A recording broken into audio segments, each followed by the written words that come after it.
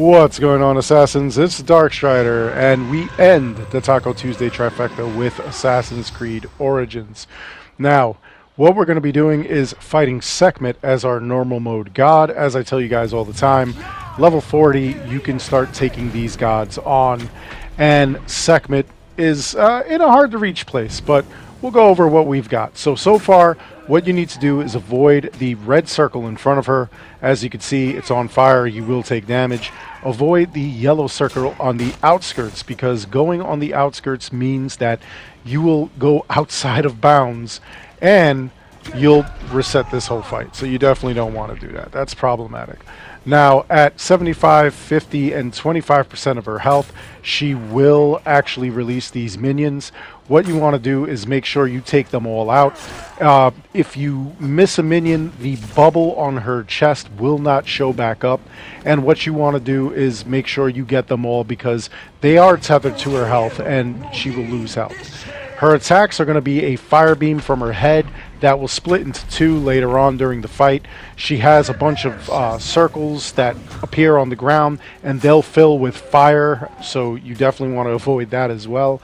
And then she'll throw two fireballs at you, so that way, you know, you take a little more damage. What you want to do, though, is make sure that the minions are taking the brunt of that, because they can take that damage for you, and run around and collect those bags as well, because they will refill your arrows. You're obviously going to be hitting her from a distance with ranged weaponry, and that's going to refill all of your arrows.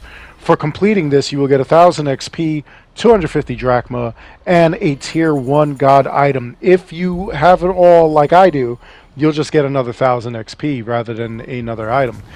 If you participate in the Ubisoft Connect challenges, collectively we need to defeat 10,000 gods, and in doing so, you'll be able to collect a tier 2, or I'm sorry, tier 3 god item for your participation, even if it's just once. So Sobek is our hard mode god. That means that he and his minions are going to be 3 levels higher than your highest level. If you're 40, they're going to be 43. My highest level is 55, so they of course are 58.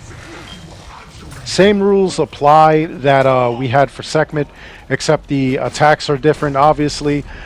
He will have a rock wall that he'll throw towards you. He has rock geysers that will come out of the ground and do damage to you. And then he also has a volley of arrows that he will launch at you. In the event that he throws the volley of arrows, make sure that you've got your shield up so that you could avoid taking a lot of damage. Everything else is pretty much the same. You definitely want to aim for the bubble on his chest. And the other thing that you want to do is make sure that you have the right gear. And what I mean by the right gear is anything that really does a lot of damage. What I have as far as melee and ranged weaponry is health on hit, health on crit. So that means that anytime I attack one of these guys or stick an arrow in Sobek's chest, it's going to do health on hit, which means I absorb some of his health. Now, if you don't have anything like that, what you want to do is look for any other damage over time kind of weapon.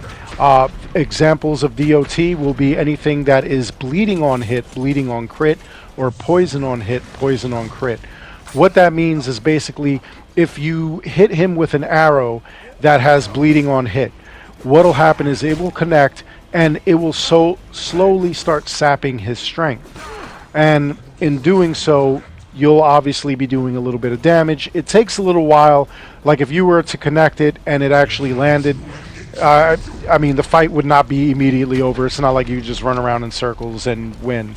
All right, just keep that in mind. What you would have to do is make sure that you still continuously hit them and whatnot. Same thing with the poison on hit. The poison would take a little bit of time, but every little bit counts. Every little bit of strength you sap from them, it helps. For completing this, you'll get 1000 XP, 250 drachma, and a tier 2 god item. Or if you completed it like I did, you'll get another 1000 XP. In every major area, you will find Reda and his Nomad's Bazaar. Now, I tell you guys all the time, he will sell these carbon crystals. Later on in the game, you'll need them to upgrade your gear to higher levels. You can find these everywhere.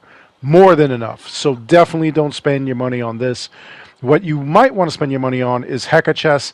Heka chests are a way of gambling. You can purchase a Heka chest and possibly get a legendary or epic item. In this game, legendary items are better, epic items are trash, and you could get duplicate legendary or epic items, so keep that in mind if you want to make some fast money. Every day at around 8 p.m. Eastern, he will give you a brand new daily quest. And all you have to do is complete it, come back to him. This one is Control Nuisance, which means we have to go out somewhere and defeat an animal or a bunch of animals. In this case, it's just one lion. So here we go. Took it out. That's all there was to that. Real simple. And now we could return to Reda. Doesn't have to be at the exact same spot. Could be at any other spot. But here we go. We're going to return to him and see what we've got. He gives us 1500 XP, and he gave us actually a legendary item, a composite bow, which I already have. So I'll just sell this off to him. Anyway, that is all there is for this video. I hope you enjoyed it. Please make sure you like and subscribe. It helps this channel out an awful lot. As always, I want to thank each and every one of you for watching. And until next time, take care, be good, stay safe, take care of each other. I'll see you guys all in the next one.